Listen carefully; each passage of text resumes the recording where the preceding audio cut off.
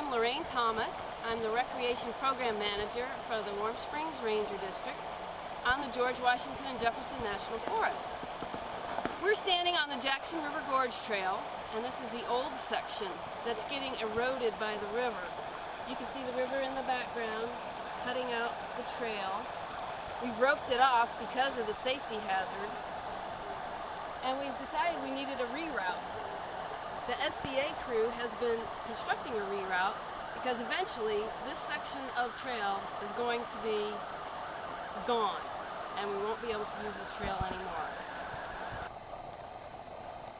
Hi, I'm Laura.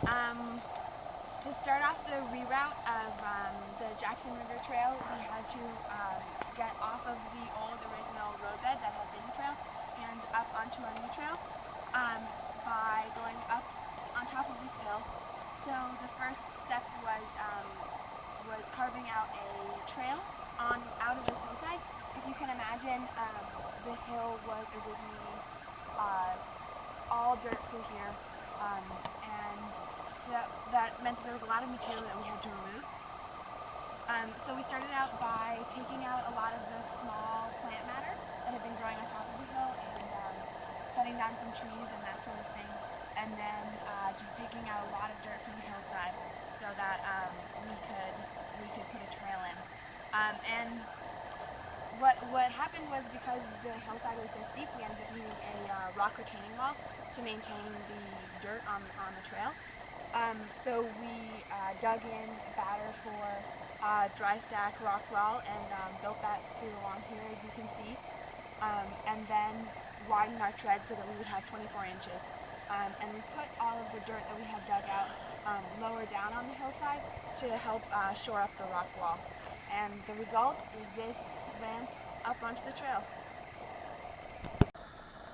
Hi, my name is Ian, and I'm going to pick up where Laura left off and tell you about the new tread, which we constructed after we constructed our ramped rock wall. After we did the rock wall, we had to continue the trail, obviously, up to the reroute. To do that, we had to cut a new tread, including the bench, the back slope, which is right here, and the out slope of the tread, which typically is between 0 and 5 degrees out, so that water will run off. That took us several days. We used tools such as this, a Pulaski, pickmatics, cuttermatics, hazel hose, everything that we could to pull all of this material back and get us a nice flat tread. Another thing that we had to do was work on corridor, which is opening up the trail for our pack and saddle uses. We have our 24 inches of tread, and we had to get 10 feet of clearance above and about 8 on the sides. So going through, anything that needs to go, goes. In addition to that, as you can see, it's pretty open right here, but imagine this as a wooded hillside like it is all around the tread. We had to go through and cut out a lot of dead material, a lot of past fired, past burnt material and things like that. One thing that we ran into also along this way is, obviously, we're going to hit some trees along the way in our chosen route. So we had to cut up quite a few stumps. There's one at John's feet right now, there's a couple more around here, but we spent a lot of time on that. It's actually pretty time consuming. The last thing that we were concerned with is what's called a grade dip, and that is what is actually right behind me right there, and it's a curve in the trail.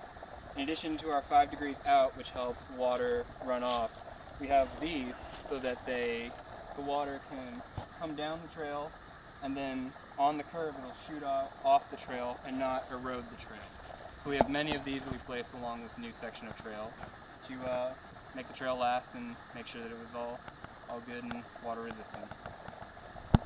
Hello, my name is Angelica, and now we are going, after Ian's explanation of the tread just before, we're going to explain this amazing, really long rock wall on this steep hillside.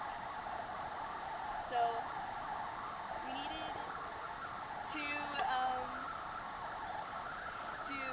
support the tread that's right at the edge of the hill.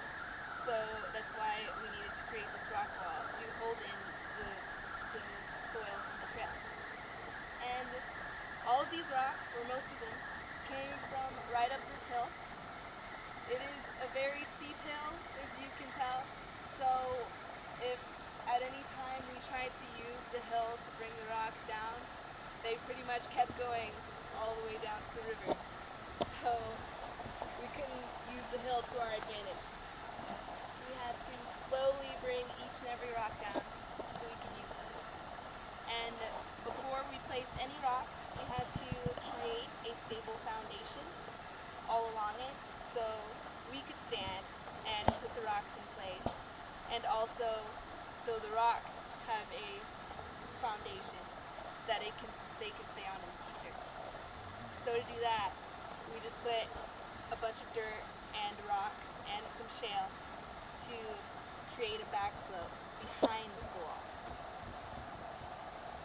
And then once that was stable enough to work on, we started laying rocks. As you can see, they are many different sizes and many different textures, so it was quite difficult.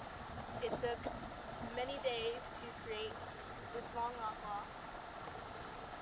We also included some really monstrous rocks to make the wall extra stable, and it took up to 3 people at one time to make this rock wall what it is now. Hi, I'm Patrick Mulcair with the SCA crew here in Bath County. On this Jackson River Gorge reroute trail, we had one challenge after following the long retaining wall over there, 30 feet retaining wall. We came into a rock section full of boulders that were infringing on the tread of the trail. They were going too far out into the tread, so that the trail was not wide enough for horses or anything to go through. It was less than 24 inches. So to accomplish our task, we had to remove more than 2 boulders from the side of the hill. And to do that, we started by digging out the boulder from the sides, and then using 3 rock bars like this to get underneath the rock, get 3 separate bison to shimmy it out of the hole. And that took about a complete day to do. Just one boulder such as this, probably 600 to 800 pounds. Took a while to get out, but once we were able to do it, we got it out and moved it over here to where it was used as a good retaining device for the soil.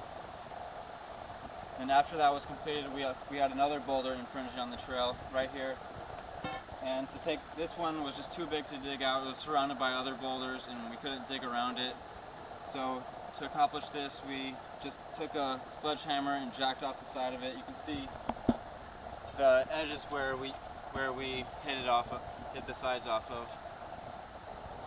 And after that was completed, we filled the area with topsoil and shale just to make it better to walk on and more sturdy. And that's about it for the boulder section. Hi, I'm Adam Miller. I'm originally from New York, and this is my segment. Now, as Pat has already talked to you about, this region behind me was largely inaccessible due to the existence of a couple large boulders. So after moving those, we pretty much had to make it accessible for little kids, grandmas to walk the trail. So if you look below me right here, this did not exist 4 days ago. All of this soil, all these lumbers, these rocks down here, we had to build the foundation for this wall. It was actually pretty challenging. There's a lot of shale down there that we hauled from the riverbed. Now, this wall here, all of these rocks, all of these materials came up above from the hill up there. Largely we used rock bars, picks, lots of rolling down to get it down where they are now. Now it may appear to be that these rocks were just placed here haphazardly with no thought, no planning. But in actuality, we have to follow 1 point of contact on either side, and then 3 points of contact below and above the rock. So these rocks are actually very sturdy. In order to pass our test, we have to be able to dance, push on them. Basically, we need to put a lot of weight on them so that they don't move. The idea is that if a horse were to step on these rocks wouldn't shift. And so in building this wall, we were largely pretty successful. Alright, now as you can see right here, this isn't necessarily a wall. And the reason why it's not a wall is that below these rocks right here is a huge boulder. So we didn't feel comfortable enough to dig and to really dig a wall that we'd feel comfortable with. So these rocks mostly, we place them about 4 or 5 inches in the ground. And the reason there is to keep the topsoil and the shale up here. Now as you can see, this was a hillside when we first got here, which means it was at probably like a 20-degree angle going down. So we took a lot of shale, a lot of topsoil, and we made it nice and flat so that anyone can really walk on it. That's where these rocks come in. The purpose of these rocks is to prevent erosion, keep the trail here as long as it can be here. Now, if you'll take a look behind me, you kind of see the same technique in which we've actually gone into the hillside to get a nice flat edge. Which, as you can see, this is pretty flat. It's pretty easy to walk on. It's a nice trail pace. Now, you may be thinking, what is this? What are these rocks? What are these logs? It just looks bad over here. This was actually put here deliberately. We don't want people walking over here. And the reason for this is that if people are walking here, they're destroying the integrity of this up here. So by keeping people up here, we ensure that the trail lasts as long as it possibly can.